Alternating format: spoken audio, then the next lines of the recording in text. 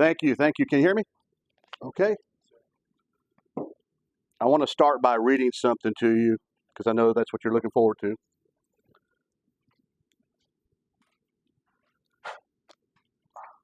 Nearly 24,000 pounds of deadly methanol mercaptan escaped through two valves in a poorly ventilated manufacturing building at DuPont's LaPorte facility. For several days leading to the incident, operations personnel attempted to clear blocked piping outside of the manufacturing building. In response to what personnel believed was a routine, keyword, unrelated pressure problem. Two workers went to drain liquid from piping inside the manufacturing building. This may sound familiar to you, and that's okay. Unfortunately, the pressure problem was actually related to the clearing activities. Liquid methyl mercaptan drained from the piping, filling the manufacturing building with toxic vapor. Although one of the workers made a distress call, both died, unable to escape from the building. 4 additional operators responded, another key word, responded, to the distress call and entered the manufacturing building. 2 of those workers succumbed to the toxic vapor.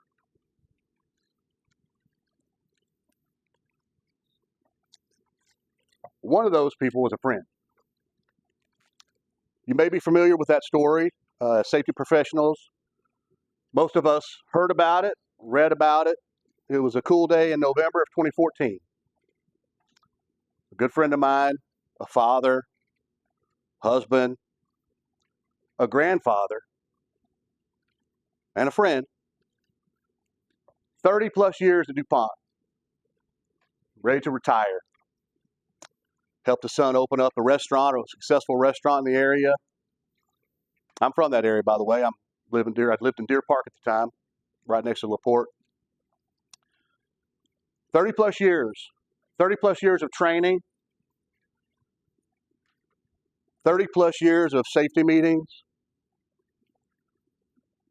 30 plus years of professional development.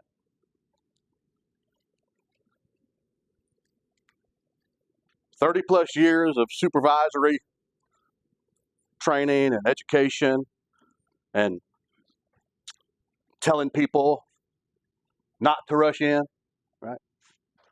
Remember to stop, think, observe, proceed. Nothing's worth your life. 30 plus years,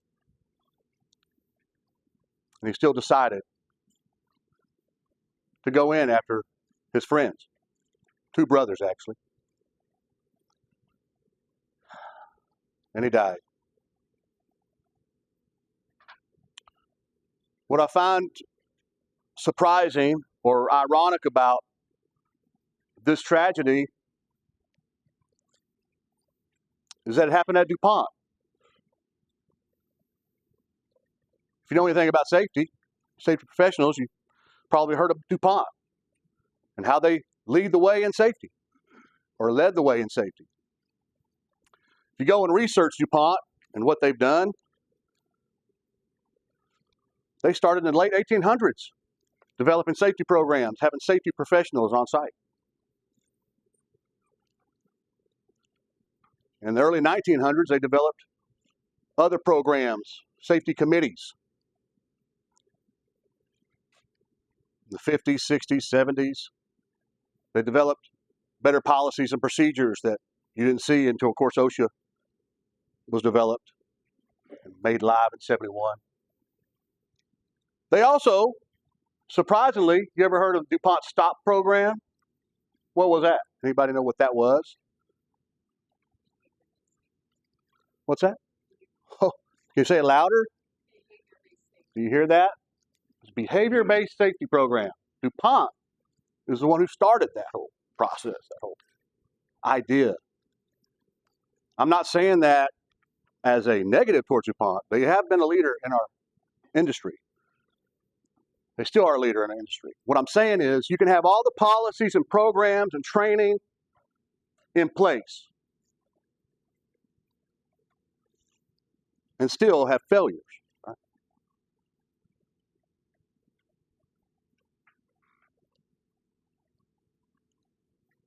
This guy, my friend, I'm not going to use his name, but my friend that passed away,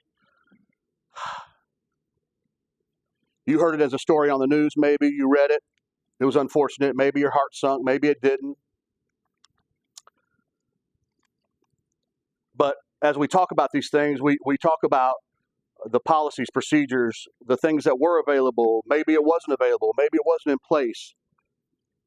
But we hardly ever talk about the human system. What caused this man, great man, good man, safe man, educated man, family man, businessman, trained and educated, as I mentioned, to make this split decision? We don't go there. We stop at, he made a decision. Why did he make the decision? And that's what we're going to talk about today. Now, this decision had tragic effects, right? I mean, horrible effects. Not just did he lose his life, which is terrible. We lost a good person. But his wife lost a husband. His son and daughter that I knew well. His son was my best friend. Lived across the street from me. His name was Brent. Look it up. No, I'm kidding. Lost a dad.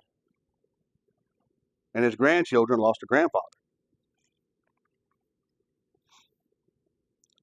So there's a ripple effect that doesn't just affect co-workers in the company and the organization and things like that. It affects so many other levels of people, places, things. I'm part of that ripple effect. It affected me. Had no idea when it happened. I was upset. I was curious. I'm a safety professional, so obviously I was interested. And then to find out it was my friend, it was heartbreaking, as you can imagine. Because some of you in here have experienced that. Unfortunately, some of you safety professionals have been on site with something like that happening. Fortunately, I haven't. I haven't had to deal with a fatality in my experience. I've been working in safety for about 25, 26 years. Spent a lot of that time in oil and gas, some of that time at petrochemical, and lately I'm in manufacturing. And loving it. Where are they at? My bosses are here, just so you know. But I never had to experience that. Some of you in here may have. Anybody experience it with a raised hand? Anybody experience that? Yeah. It's terrible. I'm sure. I can't empathize, but I can sympathize. That it's a terrible feeling. Getting a call, hey, we lost someone, or hey, you need to get down here immediately. Rush into the scene. Maybe you're in the midst of sirens and medics and firefighters, emergency response personnel.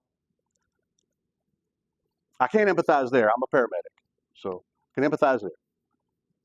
But I only know them as a number at that time, right? They're just a number patient for me. I don't know them as a name. I know them as a number going in from the outside to rescue someone. I don't know them as a narrative. I don't know their story. But everybody has one. Everybody has a story. Everybody has a name. And I wonder, those that have experienced it, you must have felt some grief, some sadness, some loss, some anxiety. You probably still feel that today. I would guess, assume maybe. No, we're not supposed to do that, but I'm going to assume that possibly you still feel some of that today, depending on the events that occurred. But it leaves a mark, right? It wounds you, which eventually will heal, but there's still a scar there. So I say all that to you today because this gentleman, again, wasn't just a name, wasn't just a number, he was a name. His grandkids have grown up. His granddaughter went to Sam Houston State scholarship for volleyball. Anybody play volleyball in here? Ever? Well, you're not helping me. Okay. Because I need your help on this one, because I don't know what it's called when you dive for the ball. Dig? Oh, I didn't think of that one. But she like has a state record in digs, I guess. I dig that, right? I dig it. You dig it? Anyway, I know, corny. You'll get more of that. So she has a state record in digs. She is being looked at by the Olympic team, the USA Olympic team. Man, wouldn't he have loved to see his granddaughter do that? Now his grandson just got a scholarship for basketball up in Colorado. He started his freshman year up there. He would have loved to see his grandson play college basketball. I just say all that to say that there's more to the individuals, and there's a lot that goes into these tragic incidents, obviously. And so today what I want to do is I want to talk a little bit about going past the actual event, going past the decision. We'll talk a little bit about what leads up to that, but I want us to look more at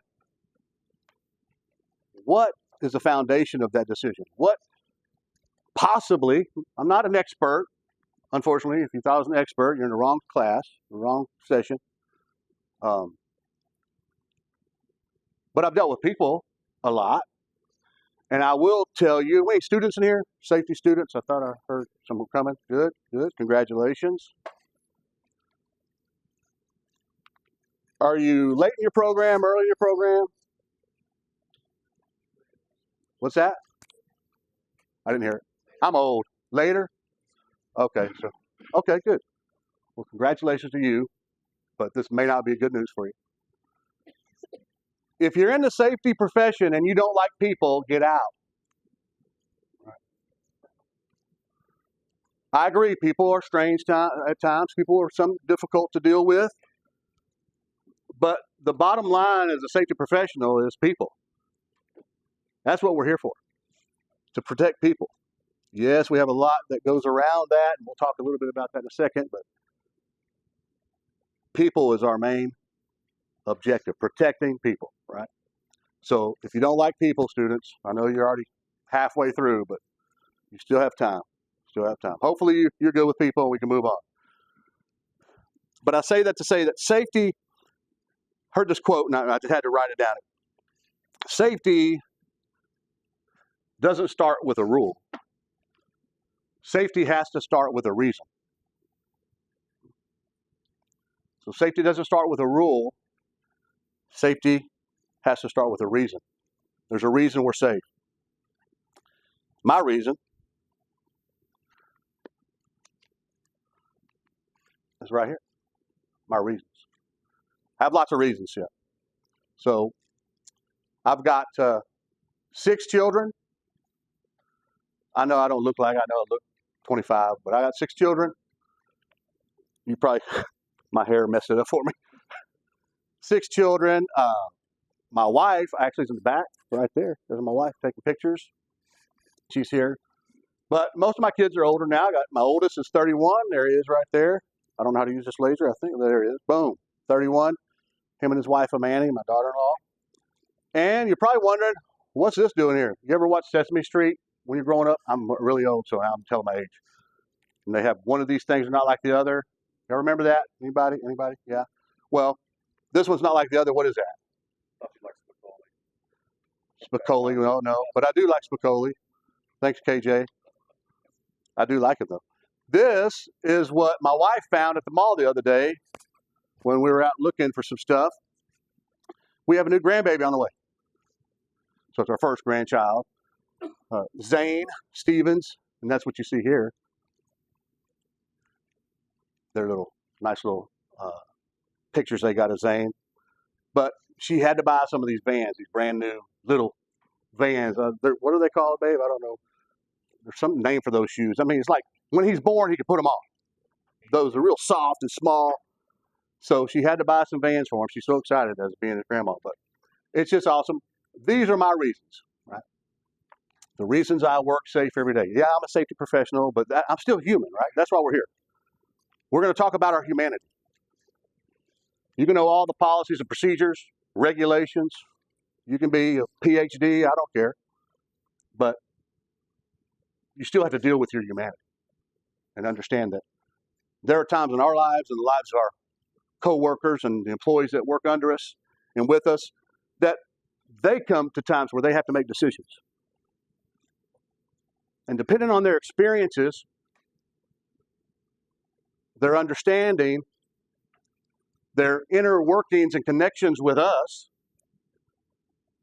that's going to make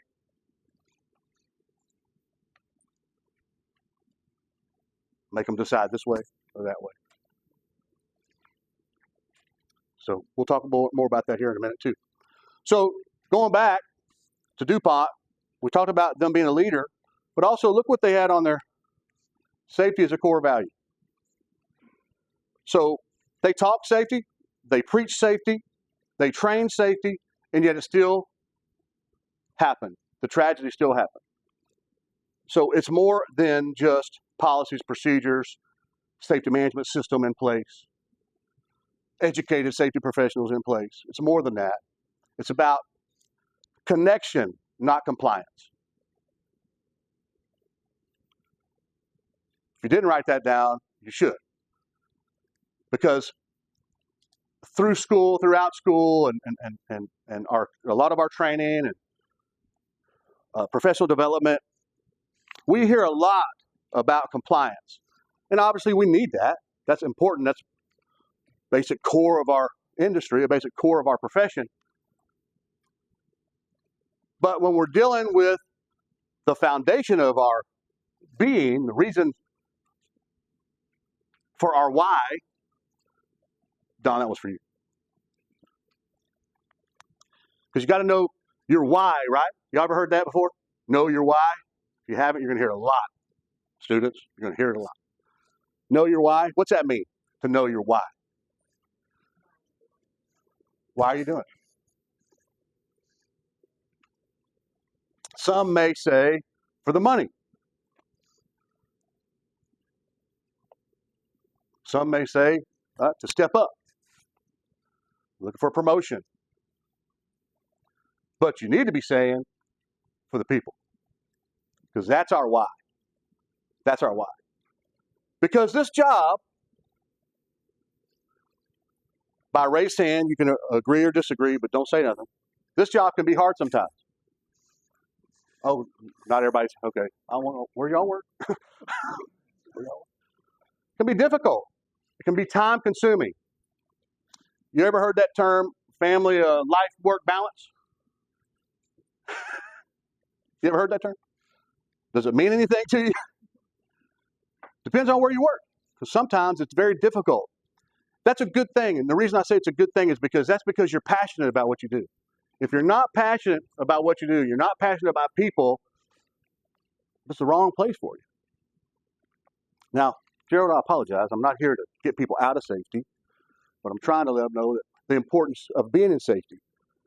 That although you may not make a lot of decisions, we know how it works in safety, right? I've been in a long enough time to know I can have all the greatest ideas, but unless they say it's okay, it doesn't happen, right? But don't get discouraged there.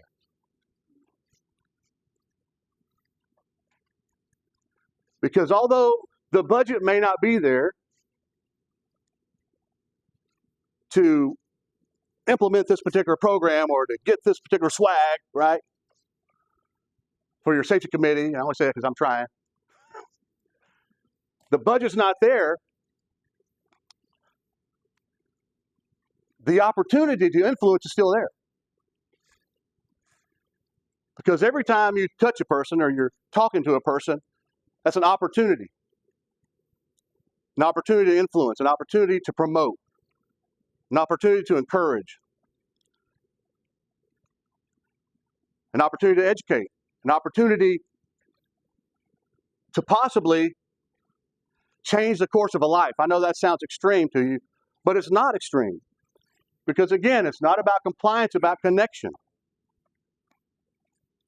If I'm connected to a person, if I talk to a person, if I'm not just going out to see what's wrong, what they're doing wrong, but I'm out going out and see, I want to go out and see what they're doing right, I want to develop relationships with them.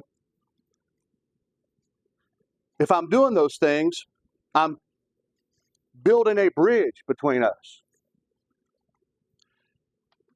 The last company I worked for, Sekisui, yes, I'm sorry, I had to say it like that. Obviously, it's Japanese company, Sekisui Chemical, and I worked for them down in Pasadena, Texas, and I got hired on as I call it emergency response leader / safety leader. They call it the fire chief. Never been in fire before. I was a paramedic for 30 years, but never been in fire. I worked alongside of them and said I never want to run into a building that's on fire.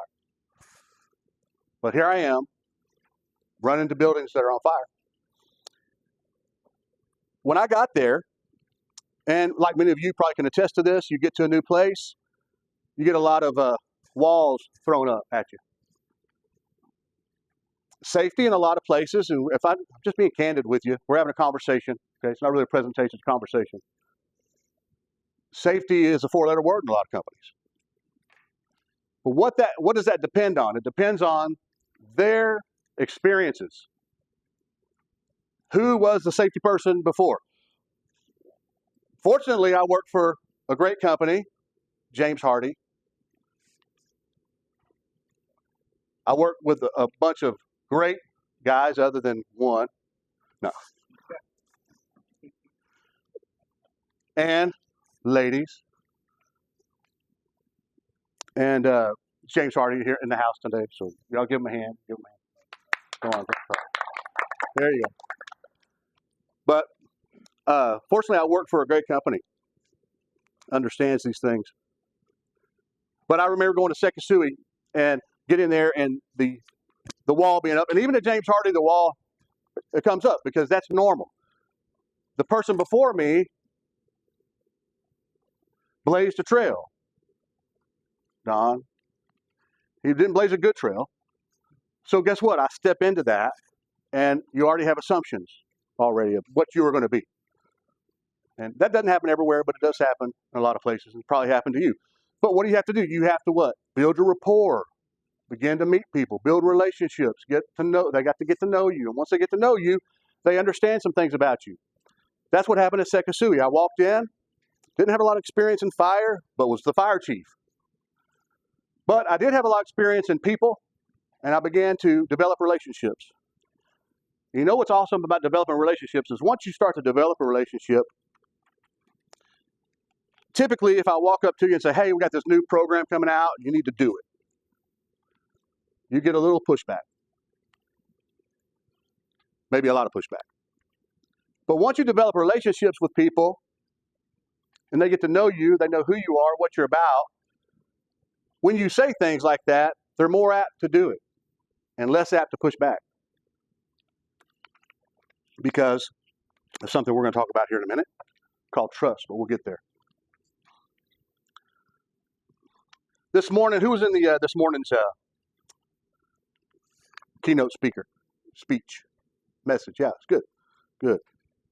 Said a couple things I just thought was great, and I'd like to reiterate. He mentioned, Dr. Amy Edmondson mentioned on there, she said on the video, she said, this is a problem. She said, no, this is a puzzle. That was a great perspective change. And then he said something, I was telling you, it's not about numbers, it's about a name, or it's not about numbers, it's about a narrative. And he mentioned, the mayor mentioned, it starts with a story, not stats. I thought that was great. So good stuff this morning kind of goes along with this.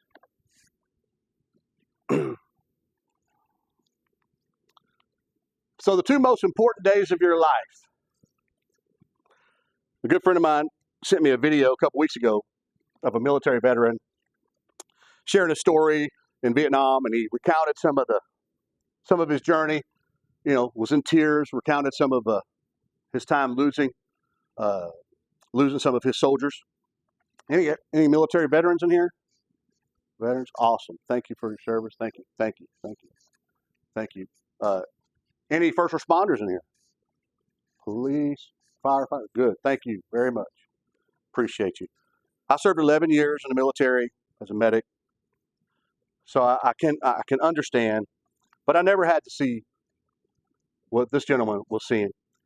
But he said something. He said, the two most important days of your life is the day you were born and the day you discover why.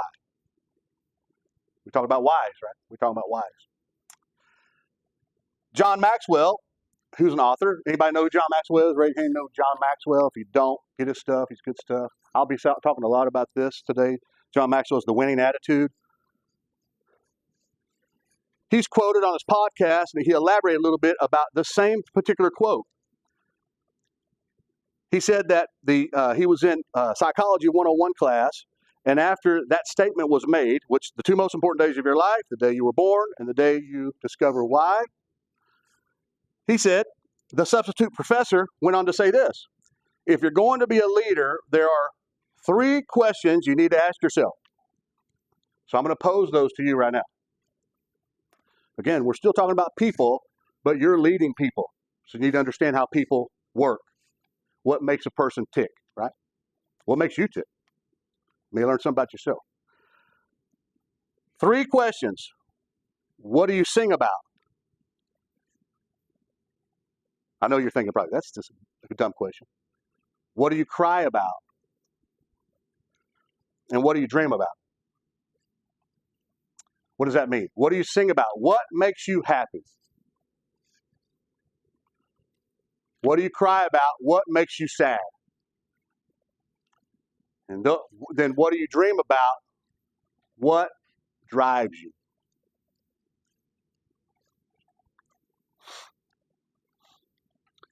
If you wrote those down or you're answering those in your head, that's good, because those responses represent your passions. Those responses that represent your passions or your passions, they help you discover your why or your purpose.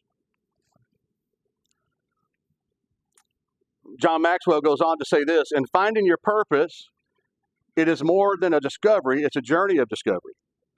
Because even after you find your purpose or your why, you have to develop it. And here's the kicker. And it's only after you found your why that you can finally discover your way. So today in here we share a common calling,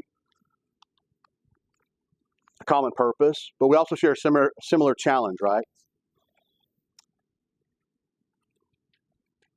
The challenge is this: it's how do we use our gifts, our talents, our experience, our knowledge, our education, our way to influence perspective, to inspire better decisions or safer decisions, and maximize the good we bring to the others. Our purpose. I believe my foundational purpose, of course I'm a safety professional, but I feel like my foundational purpose matches John Maxwell's, where his is to add value to people. I believe in adding value to people because I believe everybody has value. I think that's a smart thing to think, right? Because that'll change the way you act. If you think that, you act different. And I probably would say that most of you in here feel the same way about your purpose. And hopefully today I'll add a little value to you. So today we're going to talk about people, more specifically how choices people make are shaped less by rules and more by what's happening inside of them. So safety professionals, we spend a lot of time managing processes, policies, training plans, dashboards. Come on, that's a good one. Dashboards. Didn't even hear about that, I don't know, maybe 10 years ago. I don't know. It's just become more familiar now. I'm 54, by the way. I know, look, 25, like I said, I'm 54. So I've been around for a while. But now we manage dashboards, and we've become real good at those. But let me ask you this: how often do we pause to understand the mindset behind the behavior? We're real good about behavior, okay? And I like behavior-based safety programs. Don't get me wrong. I'm not speaking against it. But I think we get caught in a trap of stopping at the behavior and not going beyond what caused that behavior. It's more than he was rushing. Why was he rushing? What caused him to rush? Was it the culture that's been developed? When I say culture, what do I mean? Because I know you hear it a lot in this profession. That's all you hear is culture, culture, culture, culture, culture, right? Culture is what? It's a way we do things. It's a way of life here. It's how we operate. Or was it leadership?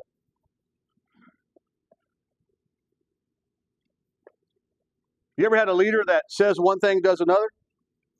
Probably not. It's unusual, right? People are like that. You ever heard, do as I say? What was that? Not as I do. So you've heard it. Yeah. That's a thing. Leadership. Leadership is the primary source of culture development.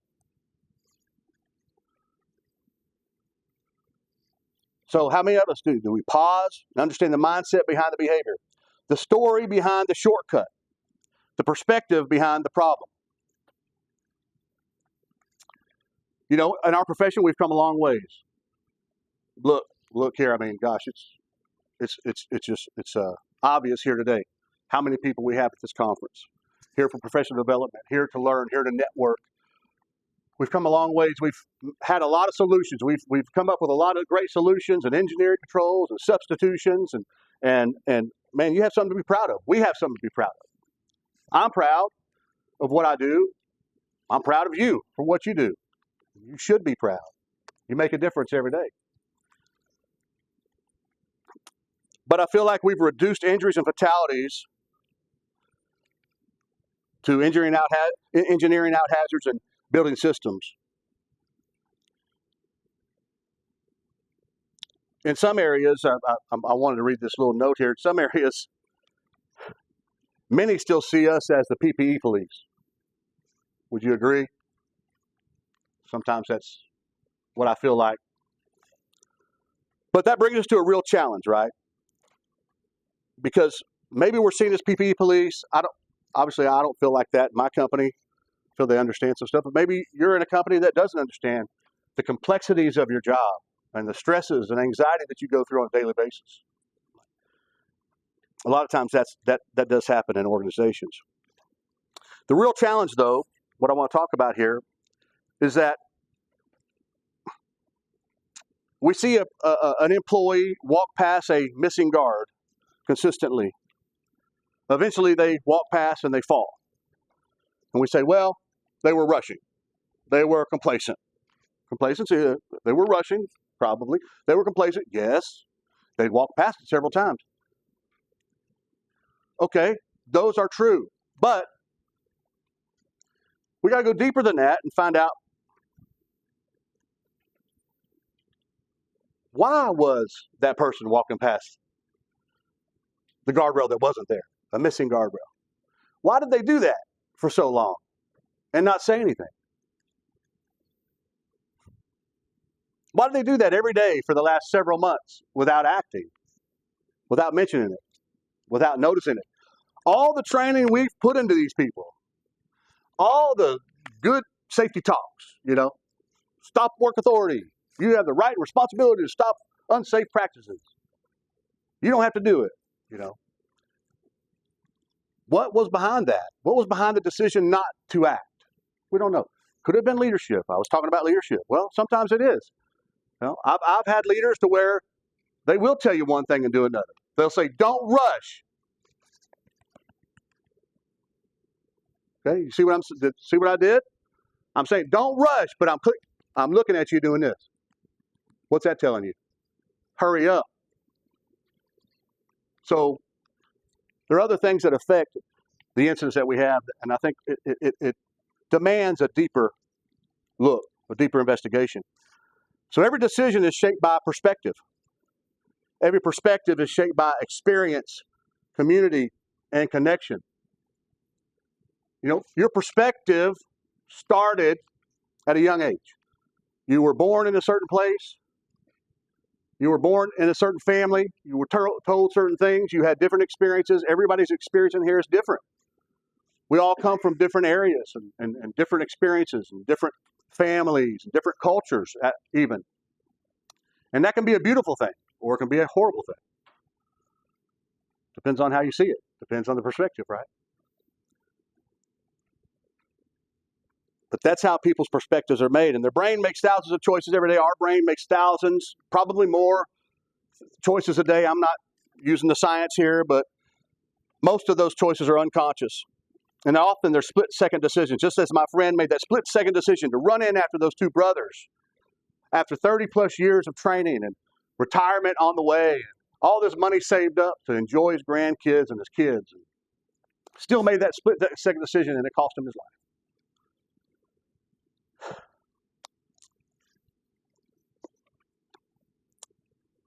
These split-second decisions are driven some by habit, emotion, risk perception, or the new key phrase in our industry, risk tolerance. That's a good one. You know, say amen. No. And social influence as well. So we must understand that perspective is a lens through which people see the world, right? That's how they see the world. You ever heard that saying, perspective is reality, or perception is reality? I'm sorry, I said it wrong. Anybody ever heard that? It may not be your reality, but it's their reality. And so that's what, as safety professionals, we have to start to learn to put ourselves in their position and their situation. Right. So we understand that the lens is what people see the world through. And we understand that safety doesn't start with a rule, but it starts with a reason. We said that earlier. And I would suggest to you and recommend that we have to shift our focus as safety professionals from, this is from my boss, Don, great one, from the external noise to the internal noise. Find out what's going on inside. We must not lose sight of the humanity within the human.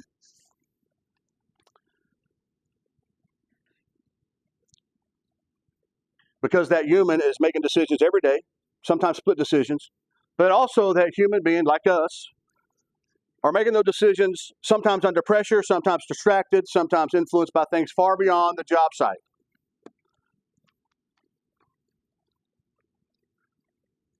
I remember working for a company who believed you need to be there no matter what.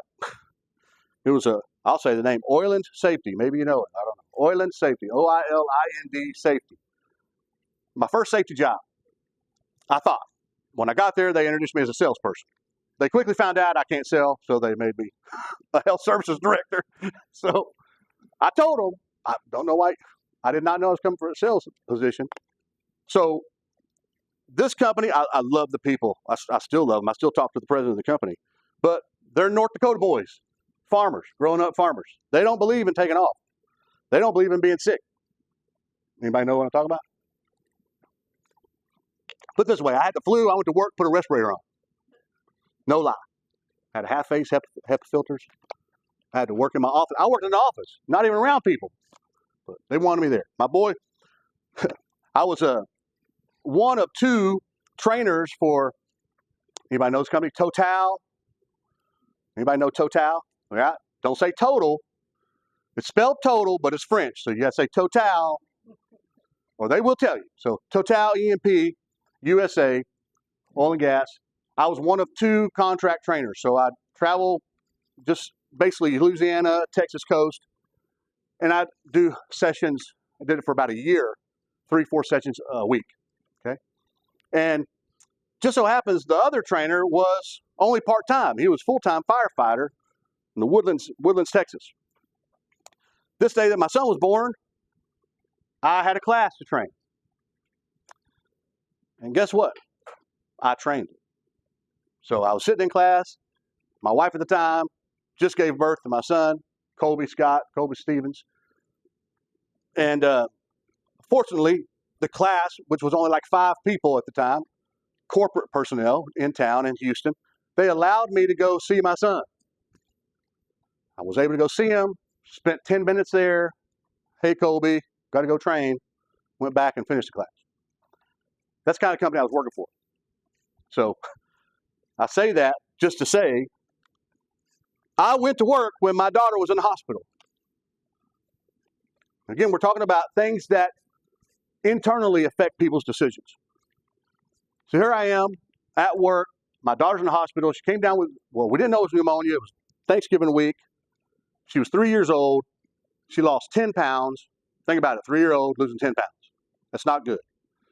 Her eyes were sunken. She looked like a little skeleton. We rushed her to the hospital because the doctor told us, don't worry about it. It's no big deal. You know, call me. I'll come out. He was one of those old school doctors, which I loved. But he misdiagnosed my daughter. And here I am, a paramedic. Didn't even think about x-rays because, again, when it's your own you're dealing with, you just don't think clearly. And that's a whole nother class about stopping before entering, the emotional weight it puts on us when it's people that we know and love. So I didn't even think about it. We rushed her to the hospital. Yeah, she was basically close to death. It took them 7 days to hydrate her. And I say that to say this. Do you think I was thinking about work or about work when I was at work? I had to go. They don't understand staying home, family. It wasn't a thing in their vocabulary. But you think while I was there at work, I was thinking about work and doing what I needed to do for them? No, I was thinking about my daughter. So those things happen because we're human. We have things outside of work that occur. I've heard before people say, you know, it's leave work at work and leave home at home. Well, if you can do that, you're my superhero. Because if you're human, it's difficult to do that. You take things home from work, and you take things to work from home. That's just how it happens. And the quicker we understand that as safety professionals, the better. So understand that. So consider this. We have a lot of systems. We have rules and management programs, policy, standards, and everything. All these things in place, which we should. It's a good thing. It's a required thing. We need to have those as a foundation. But we also got to remember the person in the middle of it. Right? All these things are great. You can be experts in all these things. But you need to know who that is. And we can't lose sight of the person in the middle of all these things. So a question to consider today is, what percentage of your day is your professional energy spent directly trying to understand the people you protect versus controlling the things that affect them? So say that again. What percentage of your day is your professional energy spent directly trying to understand the people you protect versus controlling the things that affect them? If you're like most of us, probably not a lot, right? I'd say it's not even 50-50 for most of us. Probably not even close.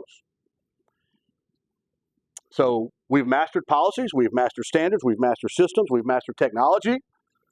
But what about the person inside the system?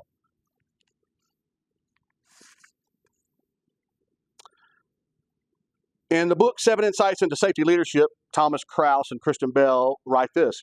You can have the best systems in the world, and if people don't value them and use them, they are worthless. That sounds like common sense, doesn't it? Sounds like common sense, but it really helps to see it on paper. It really helps to hear somebody say that. You may have thought that, you may think that, it may be subconscious, but it does help when you can hear that said, that you can have the best systems in the world, and if people don't value them and use them, they are worthless. DuPont. Safety leader, a leader in the industry, a leader in a lot of different areas, not just safety, but manufacturing and petrochemical. Just they led the way for so many years, but the person still got lost in the system. Right? Somehow, some way. A recent who had some auditors here. Gerald, you were at our facility auditing. Who else was at our facility auditing? Oh, Rigo. I'm calling you out on this one. Who else? Anybody else here that was auditing us? No. We had a recent audit. Scott's like, what are you about to say? Nothing terrible. But I was surprised at a finding. Gerald, I'm calling you out here in front of everybody. I knew you'd find stuff. Audits are good. Okay, let me say that. Let me start with that so nobody thinks I'm going down the wrong road. Audits are a good thing. They tell us where we're at. If we don't know where we're at, we're not going to know how we're going to get to the next level. Right? We got to know where we're at to know where we're going. So audits are a good thing. I was happy to have them there.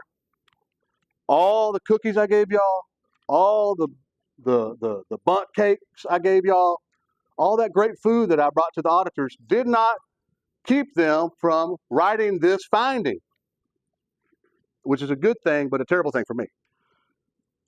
Our PPE participation was terrible. Now, you say that's not that big a deal. Well, I know that I can go out in my shop and I can see people not wearing the PPE. Okay, I know that. I know they can be wearing the earplugs, and maybe they cut them in half, put them in their ear, maybe they wear them sideways. I know that. I do pay attention to that. I'm a hearing conservationist, so that's one thing I'm looking for. But the problem is they all knew we were being audited. You know, typically, you're being audited, you act different. You're like, oh, they're walking around. And these guys, they don't just sit in the office. They are out there and on the floor, right? And they're auditing. And so all these people know that this is happening, and yet they still aren't wearing their hearing protection. I'm saying that for a reason, because despite having access to all these options, we have tons of hearing protection options. They can even go to the local, I forget the name of it, hearing clinic, and get some custom ones made. We'll pay for it. So they have all these options. They've been through all the safety. They've had the comprehensive training. We've defined the standards to them about the requirements and the need for it. So this prompts a deeper question for us, right? If they have all this stuff and they're still not doing it, why are they choosing not to? Is it a lack of understanding? Is it a disconnect from the value of HPDs, hearing protective devices? I know you all know that. I just have to say that. I sound smart, right? So good. Or have we simply delivered? Ron's not here, and he says this a lot. One of my other bosses and global leader. Have we simply delivered safety speak and checked the box that we did it? Who's good at checking the box? It's okay. I'm OCD. I check the box. I'll check every box. But we got to know we got to know us, right? If we don't know, we got to know the why so we can get to the who, right? And so we need to know us. So I know me. I'm OCD. I got to check a box. That's important for me. But it's not as important as connecting the message to why wearing hearing protection matters. So we tell people, wear hearing protection. Why? It's in the standard. Why? OSHA said so. Okay. How many wear their hearing protection, when you're driving, you're working, when you go to vacation on the beach, you're wearing hearing protection, right? Why? It's uncomfortable. It's not fun, right? Not all of it's comfortable. There are some out there that are more comfortable than others, but the reason we have so many different HPDs out there is because they're trying to find that happy medium for people that they'll wear it. The more comfortable it is, the more they're going to wear it, the more apt they are to wear it. But besides that, if you don't show the value in it, that's why it's called value added. If you don't show the value, that's going to change their decisions. That's going to change how they make decisions. Do I wear it? Do I not wear it? So when I do hearing protection classes, I like to talk about the value of it. Yes, it is. It has been for many years the number one occupational illness in the world, right? Hearing noise-induced hearing loss, right? And that's great. And I could tell them, hey, over 430 million people worldwide suffer from disabling hearing loss. That's great for us as safety professionals. I could tell you the global economic cost of unaddressed hearing loss is nearly $1 trillion annually. And you're like, whoa. But that employee that works on the floor, you think that, gets their blood going? You think they get excited, they're ready to jump and let's go put some hearing protection on? No. But what does do that is when you make it real for them. My grandpa, well, my ex-wife's grandpa, was a World War II veteran and lost his hearing. Like many of you probably have people in your life that have a loss of hearing. Maybe not work-related, maybe it's just getting older, age-related, and that's okay. But it's more than losing hearing. Right? You ever heard you don't know what you got till it's gone? I saw a different side of it. I'd been in hearing conservation since 1996. I've been dealing with hearing loss and things in the occupational world for many years, but never on a personal level. But seeing my grandfather at the time, his response to people was difficult. So we would go meet with him. He'd want to see us. He'd want to see his grandkids and want to see his great grandkids. And we'd go over there periodically, and what would happen, I'll tell you what would happen, and you probably can attest to this, many of you. The TV was on blast, right? Loud, like you're walking into a huge movie theater concert or something. And then he's yelling at us what he wants to talk about, right? You ever had that happen? And then you talk back, and what do you get? What? What? Huh? So you're repeating yourself over and over again. You've got all this noise going on. He can't hear you. He wants to communicate. He misses his kids, his grandkids. And I would see the depression on his face. And it hurt my heart. I never realized what it did to him. I always just thought about me. I can't handle this. We're out here. Let's go. My goodness, we'll see him in a year,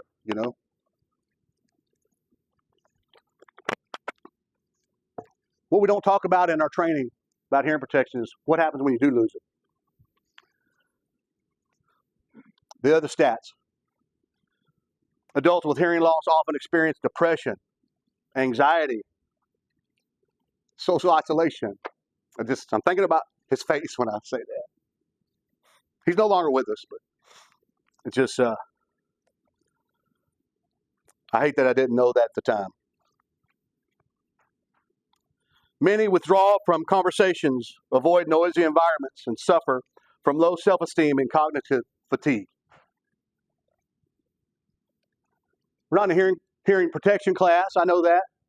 What I'm trying to show you here is we've got to connect some value to these things for them to make a difference in our people's lives and our people's decisions. Maybe change the way they think about it. We've got to go beyond the rules and regulations, explain the why, or the WIFM. You heard of WIFM? What's in it for me? What's in it for me? You got to explain the WIFM. Why am I doing this? Not just because you have to, because standard or policy says to do it, but because it's best for you. Here's how it's going to help you in the long run. The WIFM. So, I said earlier, compliance begins with connection. So, what drives decisions? We talked about some decisions being made, how people make decisions, but what drives decisions? We talked about the why, the importance of knowing the why, that's your purpose. But something that we lose sight of that's equally as important is the who. So knowing your why is powerful, but knowing your who is transformational. What makes up a person? What drives their decisions? If we want to elevate our influence, deepen our impact, we must go beyond purpose and begin to understand people and where they're coming from. What drives them, what shapes their decisions, and what defines their behavior. So, I want to explore 3 core characteristics that I came up with. It's the unscientific DNA model. So, all you science majors, you won't understand. This is not the real DNA. This is my DNA that I came up with. So it's not about biology or genetics, but it's about the internal framework of a person. Because if we're going to lead people, or we're going to protect people, we're going to inspire people, we must first know what makes a person tick. So, before we get there, I got this sent to me. How long did you send this, Don? Weeks ago, maybe a month. A couple of weeks ago. Yeah, a couple of weeks, month ago, what have you. See the statement, most accidents are caused by unsafe behaviors. When you first see that, you're like, you're right. The science would prove that in years past, that most of the time it's the behavior, unsafe act that causes a incident, right? What's that, 80, 90%? You see the science, 80, 90% comes from unsafe acts or behaviors. The rest is from equipment failures, acts of God, things like that. Where that is true, in a sense, we're missing the point because there's more than just a behavior. It's what's behind the behavior. I've already mentioned that. Right? So you see it up here. It says the most misleading fact in safety. So my boss, Don, sent that a couple weeks ago, a month ago, what have you. I first read it. I'm like, whoa, misleading fact. Whoa. But then I started to read it and I understood it. Because there's more to a behavior than just the actual act. It's what led to that act.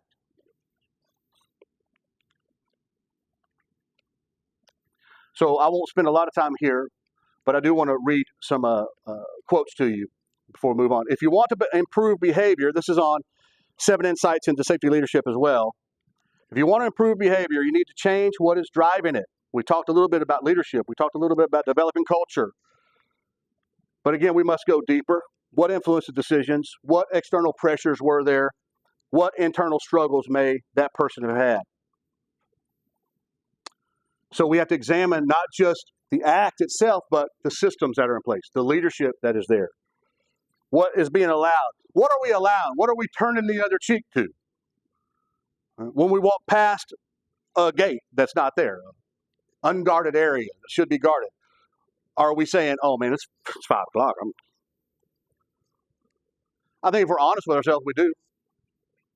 Sometimes. You ever see somebody, maybe they're not wearing their PPE, maybe they're not doing something right, and you just kind of, what's the use? I done told them 10 times. Maybe the 11th time is what gets them. And I don't mean that as a good thing. I mean, maybe they're hurt. Maybe they're injured. Maybe they're dead.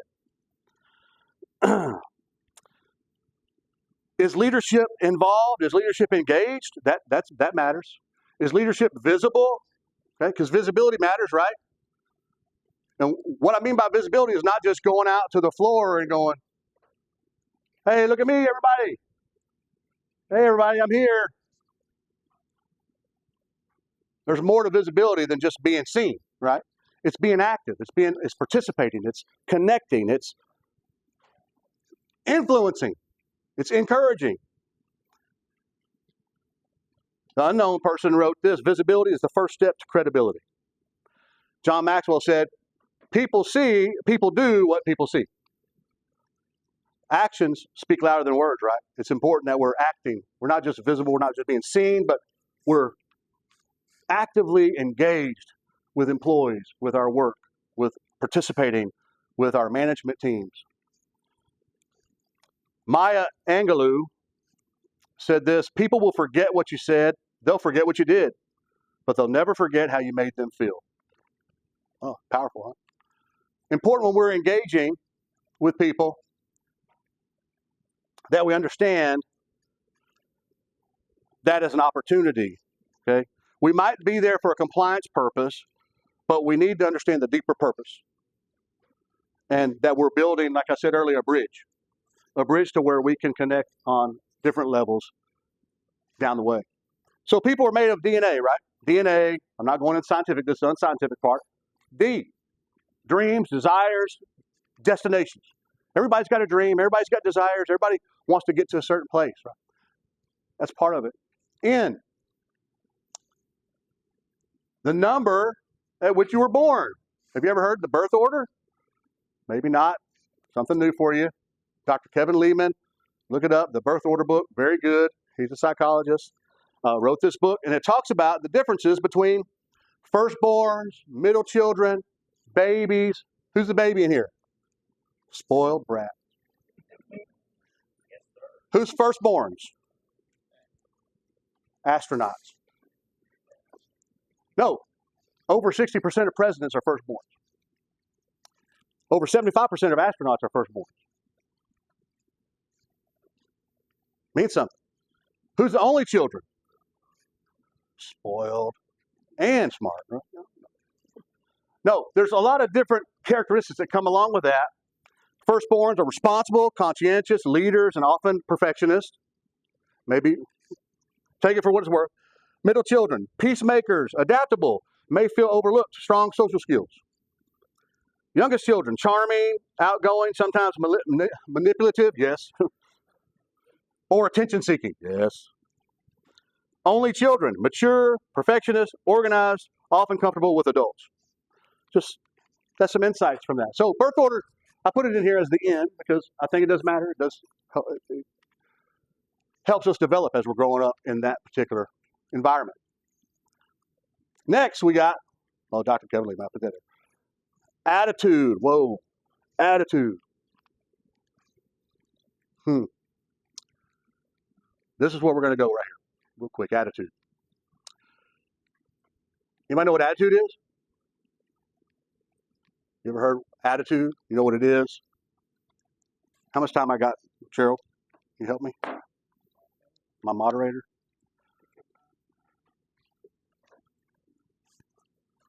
"15 minutes. Well, we're going to have to go. Attitude. Attitude is it's the outward expression of an internal feeling. That's what it is. John Maxwell said he was doing a pilot school. He was on a plane and he saw as they were taking off, the pilot was looking at the gauges and he just was inquisitive and he said, "Hey, what are you doing?" He goes, I'm checking my gauges, make sure I'm where I'm supposed to be." And he goes, "Well, where are you supposed to be? And what is that gauge?" He says, "That's the attitude indicator." If you didn't know, there's called an attitude indicator on planes. So what the attitude indicator does, it tells you where you're at in relation to the horizon. Either a nose up attitude, above the horizon, nose down attitude. You're going in for a crash. So if attitude indicator or attitude can determine the performance of an airplane, then how much more can an attitude determine our performance, right? So we talked about what is attitude. So since the performance of the airplane depends on its attitude, it's necessary to change the attitude in order to change the performance. What is attitude? I'll read it to you. It is the advanced man of our true selves. Its roots are inward, but its fruits are outward. It is our best friend or our worst enemy. It's more honest and more consistent than our words. It is an outward look based on past experiences. It is a thing which draws people to us or repels them from us. It is the librarian of our past, the speaker of our present. It is the prophet of our future. That's what attitude is. Inward feeling expressed by behavior. A coach walked in, you've probably been in these meetings before if you ever played sports, where you haven't been doing real well, everything's quiet, the coach comes in to do his speech, everybody's listening and quiet, they're not up playing. This coach went into his basketball team because they've been winning, they've been losing a lot, and he began to stress the relationship between attitude and the win-loss record. And he told them, he said, "Fellows, your abilities say win, but your attitude says lose." Lou Holtz said this, the old coach from Notre Dame, y'all know who that is, right? "Ability is what you're capable of doing. Motivation determines what you do. Attitude determines how well you do it." Again, important. People may hear your words, but they feel your attitude. Anybody married in here? Enough said. Okay. You know when your spouse is upset with you, right? They don't have to say a word. You feel it. You feel it, right? Maybe I'm wrong. Maybe that's just me. I'm sorry. I'm abnormal. I'm going through here pretty quick because I don't have a lot of time. Gerald told me I had 3 hours, but anyway. Of all the things we wear, our expression is the most important. How many know attitude's contagious? How many love to be around negative people? You can't wait. Christmas time, you know, the negative uncle? You're looking forward to going? No. Negative people bring people down, obviously. Positive people lift people up. Attitude spreads. It spreads, right? A negative, no matter what the attitude, it's going to spread. And I'll say this, and as I'm going through here pretty quick, I tell a lot of people this: you're either going to be an influence or an infection. It's your choice. You're going to be one or the other. You're going to influence people, or you're going to infect the system and infect them. Because if you're negative, you're just infecting that person with negativity. Why is attitude? I'm going to move on past this. Why is attitude important? Well, for some, attitude presents a difficulty in every opportunity. For others, it presents an opportunity in every difficulty. So when you have a positive attitude going into something, typically it changes the way you see it, right? Because attitude is a feeling. It's an internal lens that leads to perspective, which you throw all of your actions into, or you throw all of your visions in through. You see everything through that lens, that perspective. But that starts with the attitude. There's a story about a grandpa, and he visited his grandkids, and his grandkids went in there, he's taking a nap, they put Limburger cheese in his mustache. Anybody ever had Limburger cheese? You ever smelt it? It's not good. I've never ate it. Did smell it before. So they put it in a mustache, and they're laughing about it, and he gets up, and he gets on the side of his bed, and he goes, "This room stinks." Gets up, and he goes into the kitchen, he sits down. "This kitchen stinks." So he goes out on the front porch, and spreads his arms wide, and goes, "The whole world stinks." You ever known somebody with Limburger cheese in their attitude? Huh? You don't want to be that person, but that makes a difference, how you see things. Your attitude. A bad attitude is like a flat tire. You can't go anywhere until you change it. It's an unknown quote. So our attitude is the primary force that will determine whether we succeed or fail. Zig Ziglar said this: your attitude, not aptitude, will determine your altitude. Henry Ford said this, is a good one: whether you think you can or you think you can't, you're right. Our attitude determines our relationships with people. Teddy Roosevelt said the most important single ingredient to the formula of success is knowing how to get along with people. John D. Rockefeller said, "I will pay more for the ability to deal with people than any other ability under the sun." Your attitude colors every aspect of your life. Any painters in here? Anybody artists in here? My wife? Nobody else? No? Oh, I got one over there. So there's nothing. Artists love the fresh canvas, right? They love the fresh canvas. But understand that everybody's a canvas, and they've been painted by something or someone. So their mindset changes over time. So you know, as artists, that sometimes you can't afford another new canvas, so you just paint over the old one, right? But does that change what's underneath it? No. So we also got to understand that people, through their experiences, have been painted on. Know where they're coming from. A negative past experience sometimes paralyzes our thinking and our attitude. Depending on our experience, sometimes we do have, we obviously, not sometimes, we always have a different perspective, depending on what we've experienced. John Maxwell went through a service station. It was pouring down rain. Y'all remember when they had those things where they were like, people would come out and they'd like take the thing off and they'd put it in your car? Full service, thank you. You had to actually choose full service, self-service. I know, I'm telling my age. Well, he went through one, and they came out and it was pouring down a rainstorm, and they were happy and they were doing everything for him, doing the windshield and wiping it down, putting gas in the car. And he's like, why are these people so nice? I figured I was going to pump my own gas. He looked at the door, and the door had a sign on it that said, "Why customers quit. 1% die, 3% move away, 5% other friendships, 9% competitive reasons, 14% product dissatisfaction, but 68% quit because of an attitude of indifference toward them by some employee." Important. Again, I'm going to rush through here. Often our attitude is the only difference between success and failure. Army wife lived in California. She followed her husband there. Lived around people she didn't know. She didn't understand. She didn't know the culture. She was very disappointed. She wrote her mom and said, "Hey, I'm coming home. I've had enough." Her mom wrote her back something and said, it had 2 lines. It said, "Two men looked through prison bars. One saw mud, the other saw stars." She changed her attitude, and her whole condition changed. She loved it. She stayed there. She got along with the people and learned a lot. Our attitude at the beginning of a task will affect the outcome more than anything. 2 salesmen go to an island. One gets off the plane, sees nobody wear shoes. He right back to the office and says, "Hey, I'm coming home tomorrow. Nobody here wears shoes." The next salesman jumps off the plane, sees nobody's wearing shoes. He goes, hey, send 10,000 pairs. Nobody wears shoes. It's all about perspective, right? Our attitude can turn our problems into opportunities. A retail shop went and told this young, he was a small business owner, said, hey, you're going to shut down. We're buying this whole property up. And he said, I'm not shutting down. He says, that's fine. We'll just buy everything around you. We'll put you out of business. He goes, okay. So they bought everything around him, built the whole retail around him. And they put a big sign up, said, grand opening. Remember, he's right in the middle. He went out and put his sign up and said, main entrance. So when you focus on problems, you'll have more problems. When you focus on possibilities, you'll have more opportunities. Zig Ziglar. Our attitude can give us an uncommonly positive perspective. Two brick masons, one griping, crying, their back's hurting. The guy goes up and says, what's going on with you? He says, man, I'm sitting here all day in this heat, putting this brick by brick up. You know, my back's hurting. I'm upset. I hate this job. And he goes to the other person that's whistling and singing. He goes, what are you doing? He goes, I'm not just building a wall. I'm building a cathedral.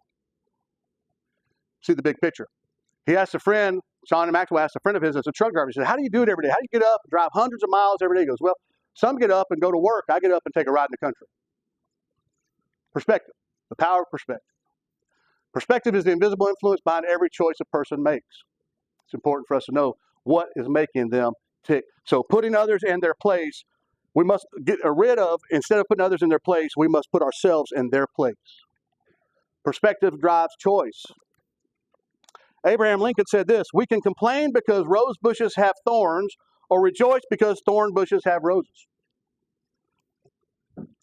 If you want your world to change your mind. Perspective is reality, as we mentioned. So it drives choice. We talked about that. Perspective creates possibility.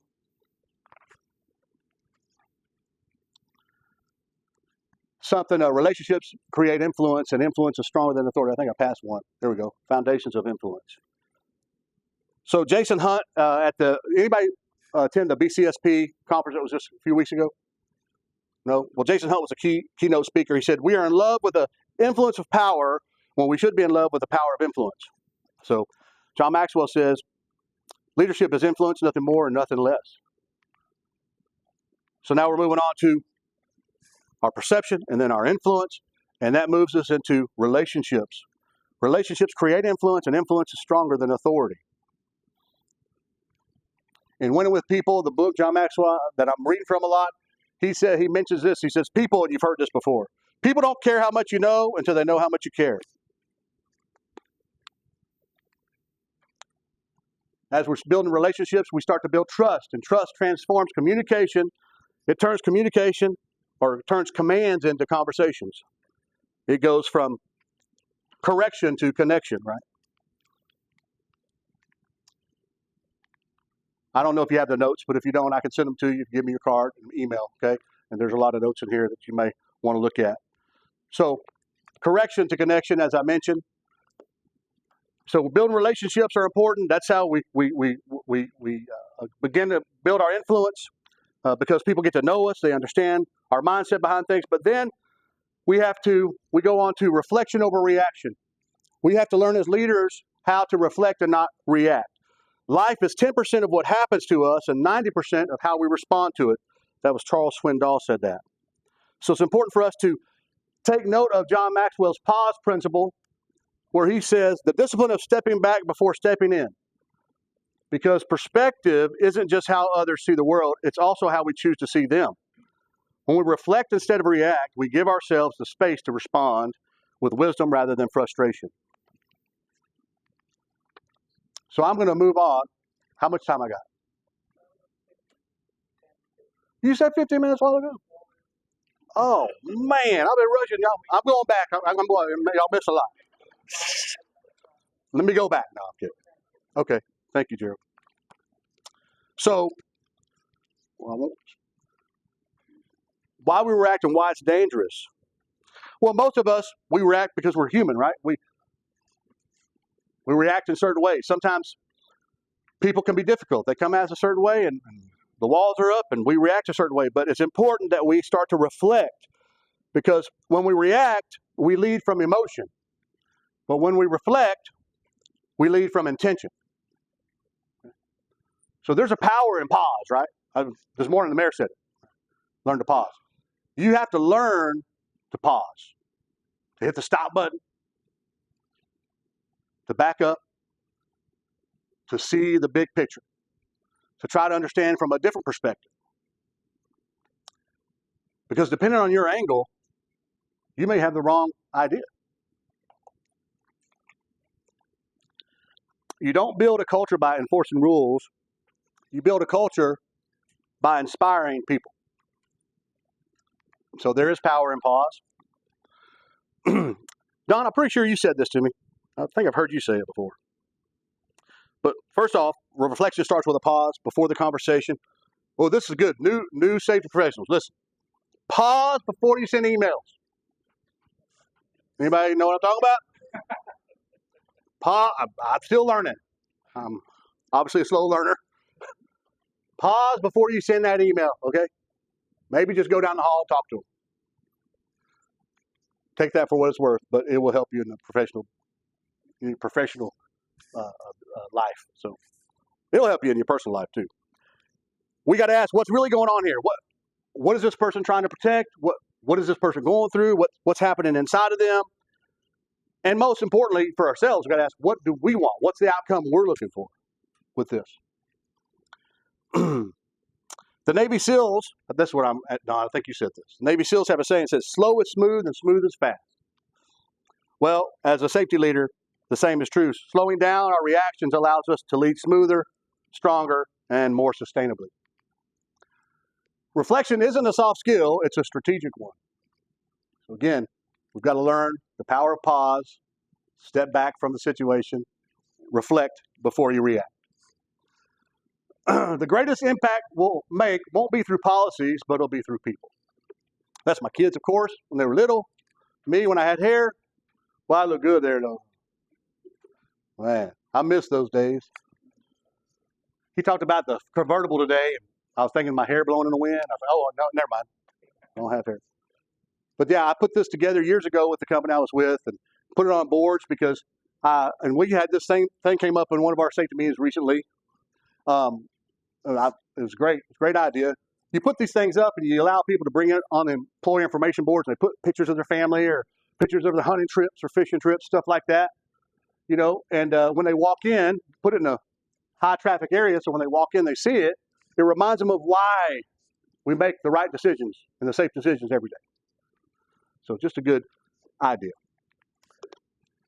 Am I making a difference? My friend, Mitch Miller, and he used to be my boss, actually, from Weatherford International when I worked for Weatherford years ago. He's starting this new, not a podcast, but just a LinkedIn series called The Risk Lens.